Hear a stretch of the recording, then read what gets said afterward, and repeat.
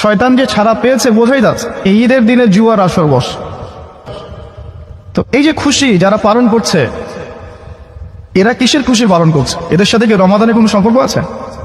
তারাই দেখা যাবে ঈদের দিন কে কত দামি স্যুট পরতে পারলো, পাঞ্জাবি পরতে পারলো, কার বাসায় কত আয়োজন হচ্ছে, কার বাসায় পোলাও কোরমা রোস্ট হবে,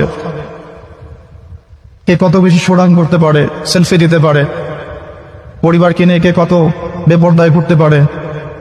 এদেরকেই দেখা যায় রমাদানের ঈদের দিন, রমাদানের পরে ঈদের দিন ছেলে মেয়েকে নিয়ে রিক্সায় রিক্সায় বেলাল্লা পড়ার মতো ঘুরবে, ডেট করবে, জিনা করবে।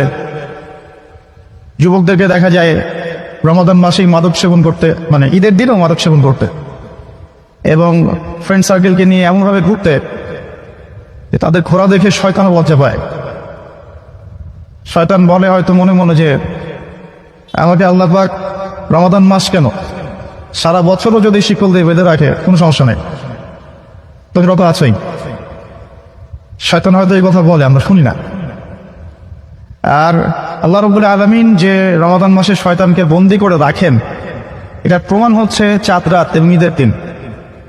রমাদানের পরিবেশ আর চাঁদ রাত এবং ঈদের পরিবেশের মধ্যে যে পার্থক্যটা, এটাই বলে দেয় হ্যাঁ আসলেই শয়তান বন্দী ছিল।